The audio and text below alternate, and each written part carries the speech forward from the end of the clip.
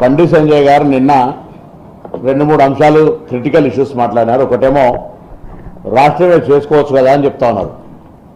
నిజంగా మీరు కేంద్ర మంత్రిగా రాష్ట్రం చేసుకోవచ్చు అని ఒక ఆదేశం ఇస్తే 1 నిమిషంలో మేము దానికి సంబంధించినటువంటి అమలు చేసి చూపెడతాం. మేము provisions as A union minister I'm requesting mister Bandi Sanjay గారు, నిన్న మీరు చెప్పిన దాని ప్రకారంగా రాష్ట్ర ప్రభుత్వం చేసుకోవచ్చు కదా అనే మాటకు అనుగుణంగా కేంద్రం నుంచి మాకు సంబంధించిన ఒక చిన్న, మీరు ఒట్టిగా మామూలు వ్యక్తిగా మాట్లాడలేదు, నేను కూడా మామూలు వ్యక్తే కాదు, రాష్ట్ర మంత్రిగా అందులో బలహీన వర్గాల పోర్ట్ఫోలియో నేను మీకు విజ్ఞప్తి చేస్తున్నా. మీరు చెప్పిన దాని ప్రకారంగా మీరు కేంద్రం నుంచి రాష్ట్ర ప్రభుత్వం చేసుకోవచ్చని ఒక మాట ఇస్తే 24 గంటల్లో దాన్ని మేము అమలు చేసి చూపెడతాం. మా ప్రభుత్వం దగ్గర మాకు ఆ చిత్తశుద్ధి ఉంది. నెంబర్ 1, ఇవాళ బండి సంజయ్ గారు, కిషన్ రెడ్డి గారు, అరవింద్ గారు, లక్ష్మణ్ గారు, ఈటల రాజేందర్ గారు, వాళ్ళిద్దరు మంత్రులు, వీళ్ళు ముగ్గురు బలహీన వర్గాల బీజేపీ నాయకులు తెలంగాణ నుంచి ఇవాళ మాట్లాడుతూ ఉన్నారు. ముస్లింలకు సంబంధించి ఇప్పటిదాకా మీరు కూడా ముస్లింలకు సంబంధించి ఒకవేళ నిజంగానే మీరు అంత వ్యతిరేకంగా ఉంటే, ముస్లింలకు రిజర్వేషన్ వర్తించొద్దు భారతీయ జనతా పార్టీ నాయకత్వం అనుకుంటే, మీరు ఇస్తున్న 10% ఈడబ్ల్యూఎస్లో ముస్లింలు ఉన్నారు కదా, మీరే చట్టం చేశారు కదా 10%లో 10% ఈడబ్ల్యూఎస్లో ముస్లింలు కాదని మీరు రిజర్వేషన్ ఇస్తా ఉన్నారో చెప్పండి ధైర్యంగా. ఇవాళ 10% ఈడబ్ల్యూఎస్లో ముస్లింలు రిజర్వేషన్ ఇస్తూ, when you are giving 10% EWS reservation to EWS, the part of Muslim also there. ఇవాళ ఎందుకు మీరు దాని గురించి మాట్లాడతలేరు? మాట్లాడితే మీకు మళ్ళీ ఎంతసేపు పోతున్నా మతతత్వం. అరే మీరు ఆంధ్రప్రదేశ్లో పొత్తుంది, మీ రాజకీయంగా భారతీయ జనతా పార్టీ తెలుగుదేశం పొత్తున్న రాష్ట్రంలో కూడా ఇలా 4% రిజర్వేషన్ అమలవుతోంది. మీరు దాన్ని తీసేయగలిగే దమ్ముందా? ఆంధ్రప్రదేశ్లో మీరు అలయన్స్ పార్ట్నర్ మీరు. అరే రంజాన్కు సెలవులు ఇచ్చి ఆంధ్రప్రదేశ్లో జీవిస్తే, తెలంగాణలో జీవిస్తే బండి సంజయ్ రాజకీయం మాట్లాడతాడు. చెల్లని ఓట్లంతా మెజార్టీ రాని ఎమ్మెల్సీ ఓడిపోతే రంజాన్ గిఫ్ట్ అంటాడు. ఏం మాట్లాడతాడు? ఇవాళ ఒకటే మాట అడుగుతున్నాం. నరేంద్ర మోడీ గారి స్పీచ్ ఉంది, ఆయనే ముఖ్యమంత్రిగా ఉన్ననాడు 70 ముస్లిం మైనార్టీలకు ఏబీసీ రిజర్వేషన్ ఇచ్చినా నేను బయట చెప్పుకోలేదు, ప్రెస్ కాన్ఫరెన్స్ మార్పింగ్ కాదు, వీడియో ఏది వాడలేదు. ఇది నరేంద్ర మోడీ ఇచ్చినటువంటి వీడియో. ఇది మీకు ప్రెస్ మీ అందరి వాట్సాప్ గ్రూప్లో పెడితే చూడండి ఒక్కసారి. అరే ప్రైమ్ మినిస్టర్ మాట్లాడిండు, నేను గుజరాత్ ముఖ్యమంత్రి ఉన్నారు, నేను 70 ముస్లిం అల్పదాయక వర్గాలకు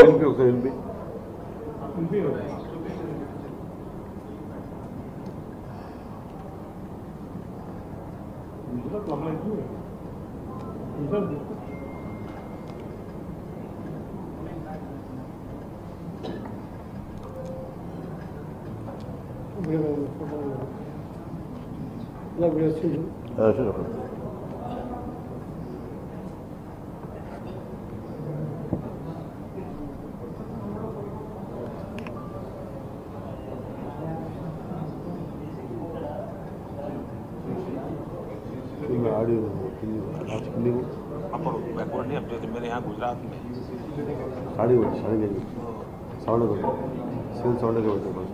సౌండ్ పెట్టమ్మా. मुस्लिम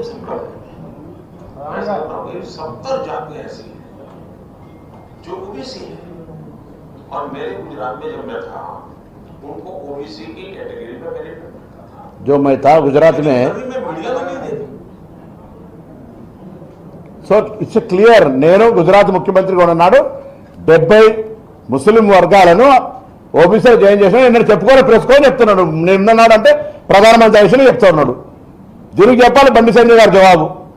ఇవాళ ఏ రాష్ట్రంలో లేవండి ముస్లిం? ఢిల్లీలో లేవా? ఇవాళ ఢిల్లీలో బీజేపీ వచ్చింది, రద్దు చేసే టైం ఉందా? బొంబాయిలో, మహారాష్ట్రలో లేవా? వాళ్ళ రాష్ట్రంలో ఏ రాష్ట్రంలో లేవని అడుగుతా ఉన్నాం. ఇవాళ అసలు వీళ్ళకు కనీస జ్ఞానం ఉంటే తెలంగాణలో గ్రామాల్లో పుట్టినోడు తిరిగినోడు ఎవడైనా దూదేకులోళ్ళు ఇతర ముస్లిం వర్గాలు బీసీల నుంచి ఇవాళ కొత్తగా వచ్చినాయా?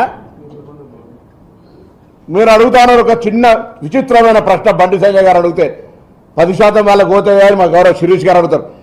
42% రిజర్వేషన్ వస్తే ఏబిసిడిజి కేటగిరీ ఉంది, ఎవరి పాపులేషన్ ప్రకారంగా క్యాస్ట్ వైజ్ డివైడ్ అవుతాయి.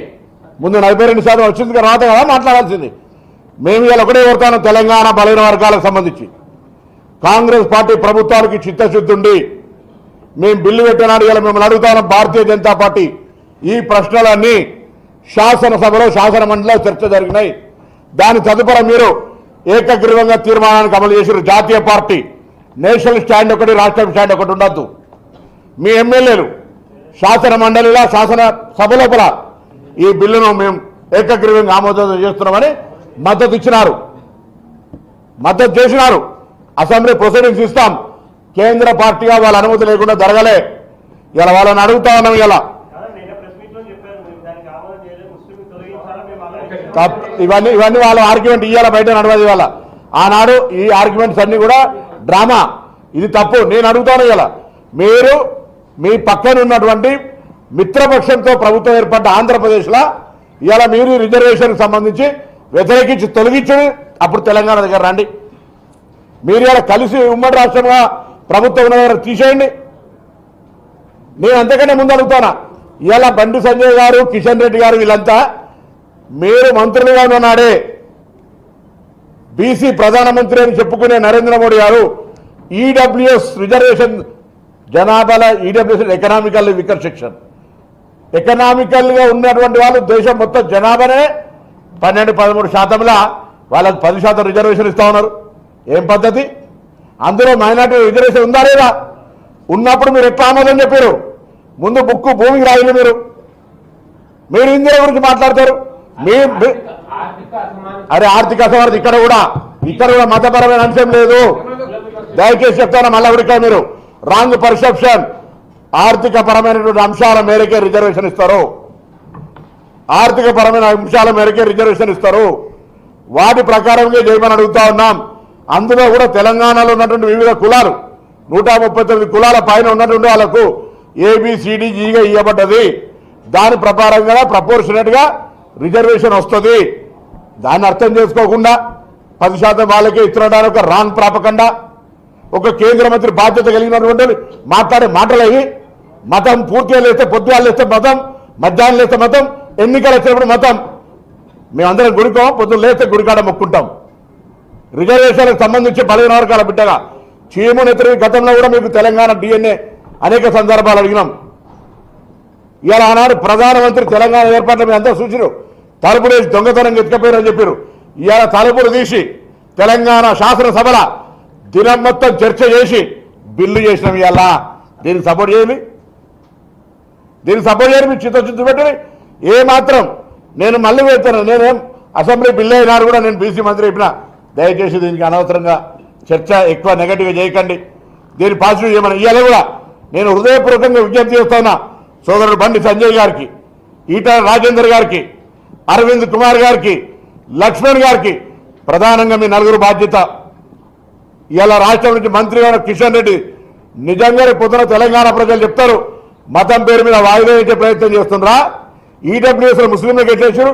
వెంకటేష్ గారు అడిగినారు 50% కూడా. ఇందిరా సహాని గాని ఏ తీర్పు చెప్పినా ఏం చెప్పింది? సహేతుకమైన లెక్కలు కావాలి.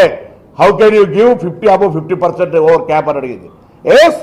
తెలంగాణ ప్రభుత్వం ఇలా సహేతుకమైనటువంటి 1,00,000 మంది ప్రభుత్వ ఉద్యోగులను క్షేత్రస్థాయిలో పంపి తెచ్చినటువంటి లెక్కలు మా దగ్గర ఉన్నాయి.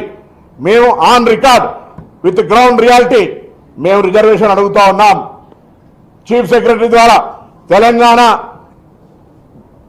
మా యొక్క ప్లానింగ్ డిపార్ట్మెంట్ ద్వారా BC కమిషన్ ద్వారా అప్రూవ్ అయ్యి, డెడికేటెడ్ BC కమిషన్ ద్వారా అప్రూవ్ అయ్యి, చట్టం ద్వారా కేబినెట్ అప్రూవ్ అయ్యి, శాసనసభలో అప్రూవ్ ఇచ్చిన తర్వాత కూడా మీరు దాని శాంటిటీ ఒకవేళ లెక్క పెడితే మీరు ప్రజాస్వామ్యాన్ని అపహాస్యం చేసినట్టే. మీరు చేస్తే చట్టం, మేము చేస్తే చట్టం కాదా? అందుకే దయచేసి శాసనసభలో మీరు BCల ఇది యొక్క 42%కు మద్దతు ఇచ్చిండ్రు. మీరు 50% పైన కోర్టుల ఈడబ్ల్యూఎస్కి ఇప్పుడు తెలంగాణ 54% ఉందబ్బా. చాలా రాష్ట్రాలు 60-70% ఈడబ్ల్యూఎస్ వచ్చిన తర్వాత మొత్తం రాష్ట్రాల లెక్కలు ఉన్నాయి మా దగ్గర. ఏ రాష్ట్రంలో 50% క్యాప్ దాటిపోయింది. ఒక్కసారి డోర్ ఓపెన్ అయినాక నాకు మా BCలకు ఎందుకు డోర్ ఓపెన్ కాదు? ఏ సుప్రీంకోర్టు ఎందుకు ఓపెన్ కాదు డోరు? బరాబర్ అవుతుంది అన్ని రకాలుగా. ఇది ఊరికేనే తెలంగాణ కోసం ఎట్లయితే అన్నారు తెలంగాణ ప్రజలు కొట్లాడిరో సకల జనులు ఇవాళ ఈ యొక్క 42% ఆమోదించుకోవడానికి బరాబర్ కొట్లాడతారు. అన్ని రాజకీయ పార్టీలు రావాల్సినే.